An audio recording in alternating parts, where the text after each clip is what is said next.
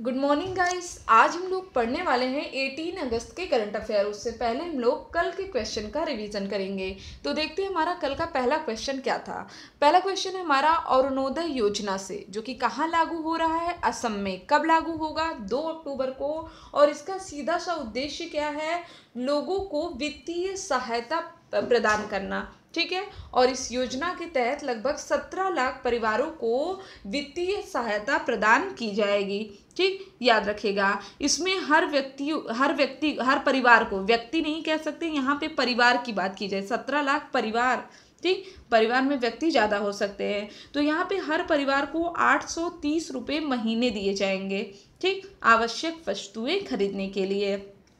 अगला है हमारा, भारतीय संसद के किस सदन ने फ्रेंच कोर्स शुरू किया है? अच्छा, आपको पता है लोकसभा में 2 एंग्लो इंडियन रखे जाते हैं। ठीक है। तो अभी क्या है कि अगर हम लोग इंग्लिश के बाद ग्लोबल लैंग्वेज देखें तो क्या है? फ्रेंच है। तो यहाँ पे फ्रेंच कोर्स को शुरू किया गया, कहाँ पे? लोकसभा में शुरू किया गया है। ठीक, जिससे कि जो हमारा अंतर्राष्ट्रीय संबंध है, अंतर्राष्ट्रीय स्तर पर जो अन्य देशों के साथ संबंध है, वो बेहतर बनाए जा सकें। ठीक, इस समय हमारे लोकसभा अध्यक्ष कौन है? ओम बिरला है हमारे लोकसभा अध्यक्ष। किस अनुच्छेद में है लोकसभा? अनुच्छेद 81 में है। फिर हमारा कनेक्टिंग कम्युनिकेटिंग चेंजिंग पुस्तक किसके कार्यकाल पर आधारित है? तो ये आधारित है हमारे उपराष्ट्रपति वेंकैया नायडू के कार्यकाल पर। 11 अगस्त को इन्होंने अपने पद पर 3 साल पूरे कर लिए हैं और इसके बाद ये बुक लॉन्च की गई है। ठीक, अगला हमारा एलिफेंट्स नॉट कमोडिटीज नाम से एक रिपोर्ट प्रकाशित किया है। इसको किसने प्रकाशित किया है? तो वर्ल्ड एनिमल प्रोटेक्शन ने। अच्छा, अभी क्यों प्रकाशित किया गया है? क्योंकि 12 अगस्त को विश्व हाथी दिवस मनाया जाता है। और इसके अलावा भारत में मानव और हाथियों के बीच जो संघर्ष है, इसको समाप्त करने के लिए हमारे जो मंत्री हैं प्रकाश जावड़ेकर, उन्होंने सुरक्षा नामक एक राष्ट्रीय पोर्टल लॉन्च किया है। ठीक, फिर हमारा पारदर्शी कराधान के लिए किसके द्वारा पारदर्शी कराधान ईमानदार का सम्मान पोर्टल आरंभ किया गया है? तो हमारे प्रधानमंत्री नरेंद्र मोदी जी के द्वारा यह पोर्टल शुरू किया गया है। ठीक, नेक्स्ट है हमारा, इसमें देखिए जीआई टैग से क्वेश्चन है कि जीआई टैग दिया गया है खाजे को। ठीक, अच्छा, सिलाव खाजा बिहार में है, उसको भी जीआई टैग दिया गया है। लेकिन ये जो खाजा, ये कहाँ का है? गोवा का है। ठीक, तो खाजा और हरमल मिर्च और मिंदोली केला, इन तीनों को दिया गया है जीआई टैग, जो कि कहाँ के उत्पाद हैं? गोवा के उत्पाद हैं। ठीक, याद रखिएगा। फिर है हमारा our only home a climate appeal to the world नामक नई पुस्तक का विमोचन कब होगा? तो ये दलाई लामा की पुस्तक है और इसका विमोचन होगा नवंबर 2020 में। ठीक है, ये पर जलवायु पर आधारित है, याद रखिएगा इसको। ठीक है, और इसके जो सह लेखक है वो कौन है? फ्रेंच ऑल्ट हैं, जो कि एक जर्मन पर्यावरण पत्रकार है। इन दोनों ने मिल करके, दलाई लामा ने और फ्रेंच ऑल्ट ने मिल करके इसको बनाया, बुक को। फिर हमारा अमृत योजना रैंकिंग में शीर्ष पर कौन सा राज्य है? तो शीर्ष पे तो उड़ीसा है। उड़ीसा के बाद चंडीगढ़, तेलंगाना, गुजरात और कर्नाटक है। ठीक, फिर हमारा आरबीआई ने चेक से होने वाली धोखाधड़ी को रोकने के लिए कौन सी सुविधा शुरू की है? तो पॉजिटिव पे सुविधा शुरू की गई है। अगला है हमारा, steel authority of India limited के नए अध्यक्ष के रूप में किसे चुना गया है? सोमा मोंडल को चुना गया है नए अध्यक्ष के रूप में। अब हम लोग देखेंगे आज के इंपॉर्टेंट क्वेश्चन। ठीक, तो देखते हैं यहाँ पे पहला क्वेश्चन है हमारा कि किस भारतीय बैंक ने सशस्त्र बलों के लिए शौर्य केजीसी कार्ड नाम से एक विशेष कार्ड लॉन्च किया है? तो ये किसने किया है? यहाँ पे अगर आप इमेज देखेंगे तो यहीं से आपका क्लियर हो जाता है कि ये लॉन्च किया है किसने? HDFC ने लॉन्च किया। तो राइट आंसर क्या हो जाएगा हमारा? Option number 1। अब यहाँ पे बात हुई है डिफेंस की, तो याद रखिएगा कि अब महिलाओं को भी अस्थाई कमीशन दे दिया गया है डिफेंस सेक्टर में। ठीक, याद रखिएगा। चलिए अब इस क्वेश्चन का थोड़ा सा डिटेल देख लेते हैं कि आखिर इस कार्ड का क्या यूज़ है। ठीक है, तो यहाँ पे यह कार्ड सरकार द्वारा किसान क्रेडिट कार्ड दिशा निर्देशों के आधार पर तैयार किया गया है, जिसमें 45 लाख से अधिक भारतीय सशस्त्र बल के जवानों को 2 लाख से लेकर के 10 लाख रुपए तक का जीवन बीमा मिलेगा। इसके लिए सशस्त्र बल के जवानों की कार्य प्रकृति के अनुकूल सरल प्रलेखन को भी आवश्यकता होगी। ठीक है, अगला क्वेश्चन है हमारा, इजराइल के साथ राजनयिक संबंध स्थापित करने वाला पहला खाड़ी अरब देश कौन सा बना है? तो ये बना है यूएई, संयुक्त अरब अमीरात। राइट आंसर क्या होगा? ऑप्शन नंबर 1 हो जाएगा। संयुक्त अरब अमीरात ने हाल ही में इजराइल के साथ शांति समझौते पर हस्ताक्षर किया और ये ऐसा करने वाला पहला खाड़ी देश बन गया। अब इस समझौते को क्या कहा जा रहा है? इस समझौते को अब्राहम समझौता कहा जा रहा है। ठीक, अच्छा, पहला खाड़ी देश है लेकिन तीसरा अरब देश है। जैसे इजराइल और मिस्र के बीच 1979 में, जॉर्डन के बीच 1994 के बाद शांति समझौते पर हस्ताक्षर करने वाला तीसरा अरब देश है ये। ठीक है, याद रखिएगा। अब्राहम नाम 3 प्रमुख अब्राहमिक धर्मों यहूदी, ईसाई और इस्लाम से संबंधित है। जैसे अगर पूछ ले कि हाल ही में किन 2 देशों ने मिल करके अब्राहम समझौता किया है, तो अब ये अपने आप में एक थोड़ा सा टिपिकल क्वेश्चन है, जबकि है क्या, क्वेश्चन को थोड़ा सा ट्विस्ट कर दिया गया है। ठीक, तो यहाँ पे कौन कौन से देश हैं? यूएई और इजराइल।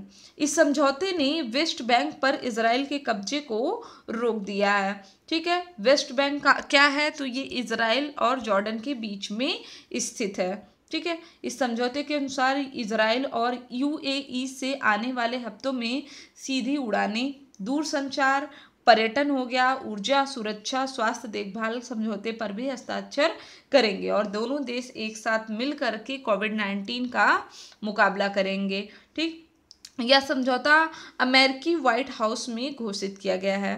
ठीक, ये दोनों देश जो हैं संयुक्त राज्य अमेरिका के करीबी सहयोगी भी हैं। चलिए नेक्स्ट है हमारा, भारत के पहले प्राइवेट रॉकेट के इंजन का सफल परीक्षण किस कंपनी ने किया? तो बताइए। अब ज़्यादातर लोग यहाँ पे क्या खोज रहे होंगे? इसरो को ढूंढ रहे होंगे कि इसरो कहाँ गया। ठीक, तो ये एक प्राइवेट कंपनी ने किया है। किसने किया है?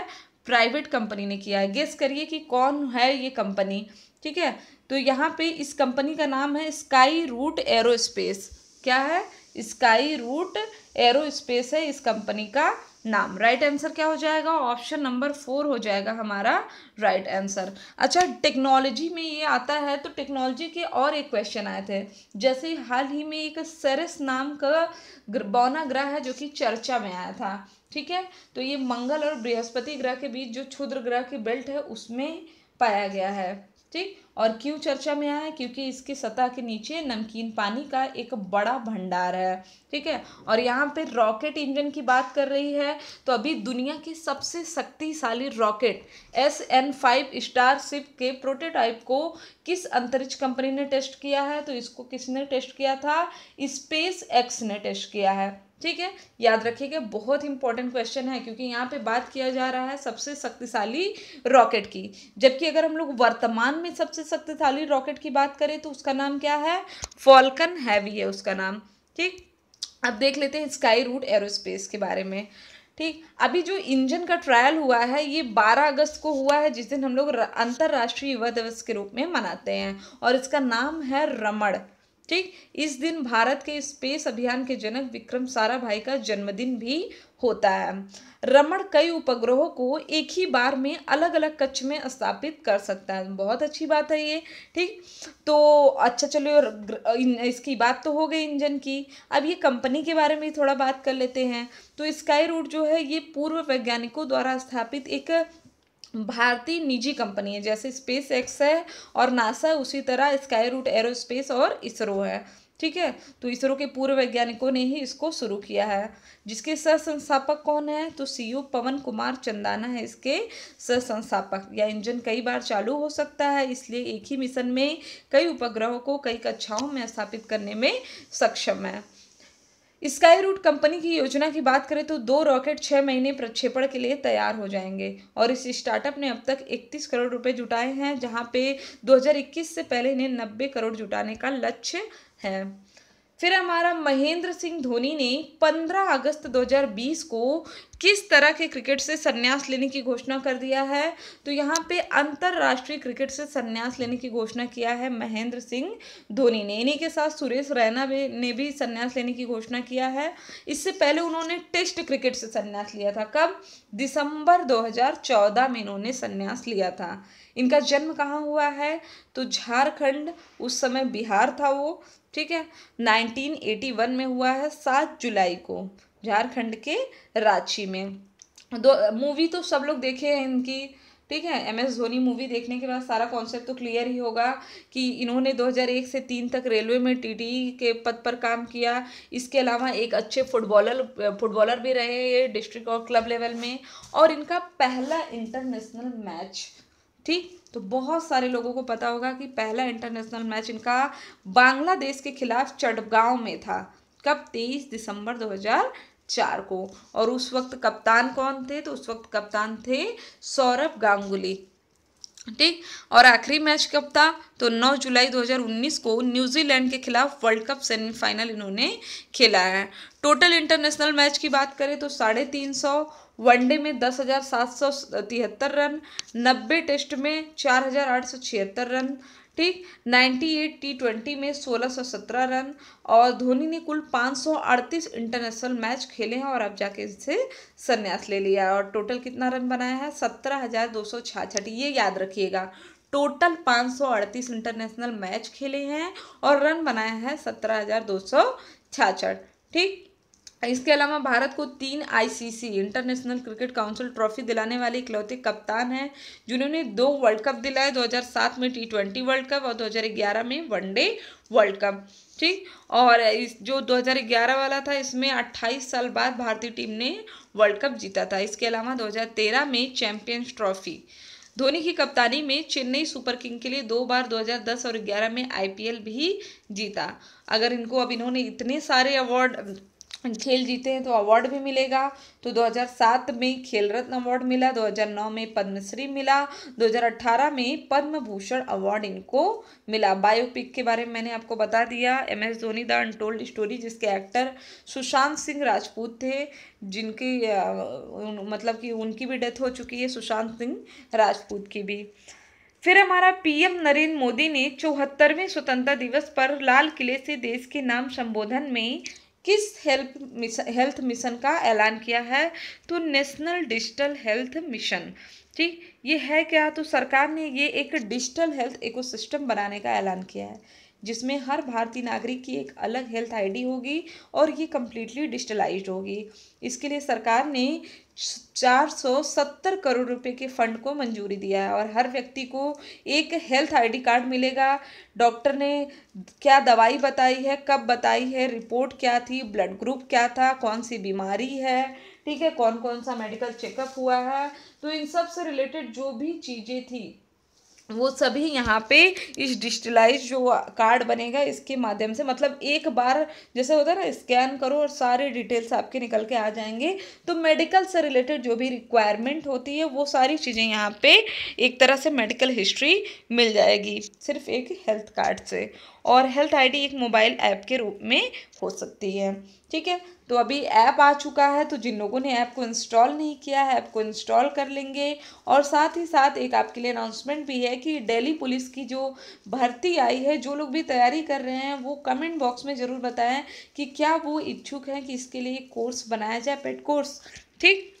चलिए अब देखते हैं यहाँ पे सुरेश रैना ने किस तरह के क्रिकेट से संन्यास लेने का ऐलान किया। तो मैंने आपको बता दिया था पहले ही, अंतर्राष्ट्रीय क्रिकेट से MS धोनी और सुरेश रैना दोनों ने संन्यास लेने की घोषणा किया है। इनका जन्म कहाँ हुआ था? तो उत्तर प्रदेश के मुरादनगर में 27 नवंबर 1986 को हुआ था। और इन्होंने अपना पहला इंटरनेशनल मैच श्रीलंका के खिलाफ खेला, जबकि धोनी ने 2004 में बांग्लादेश के खिलाफ खेला, ठीक, याद रखिएगा।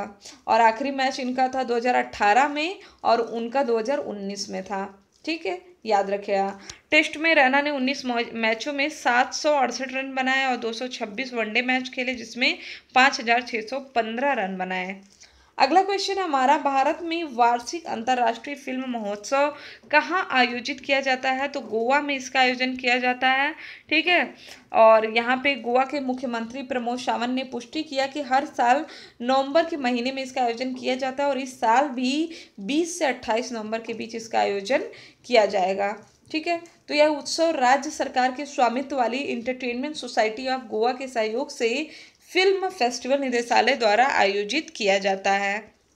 अगला हमारा, आईसीसी ने हाल ही में इनमें से किस भारतीय घरेलू अंपायर को इंटरनेशनल पैनल में शामिल किया है?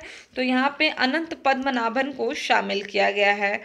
ठीक है, ये आईपीएल और रणजी ट्रॉफी में एम्पायरिंग करते थे और पिछले रणजी फाइनल में ये एम्पायर भी रह चुके हैं। वह शमसुद्दीन, अनिल चौधरी और वीरेंद्र शर्मा के साथ इस पैनल में चौथे भारतीय होंगे, याद रखिएगा। अगला हमारा, जापान के बाद अब कौन सा विकसित देश मंदी की चपेट में आ गया है? तो ऑब्वियस सी बात है, रीजन क्या होगा मंदी की चपेट में आने का? तो यहाँ पे रीजन तो जो होगा हमारा ये कोरोना वायरस ही होगा, कोविड-19 होगा। तो यूनाइटेड किंगडम अभी मंदी में आ गया है, क्योंकि कब होती है मंदी? जब जीडीपी माइनस में जाती है।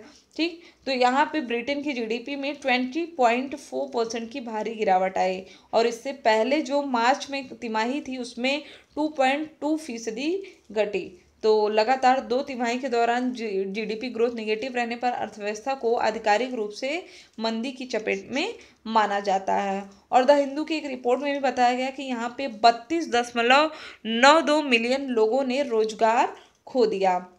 और अगर बात करें मंदी की, तो सबको पता है 2008 के बाद सबसे बड़ी मंदी है ये।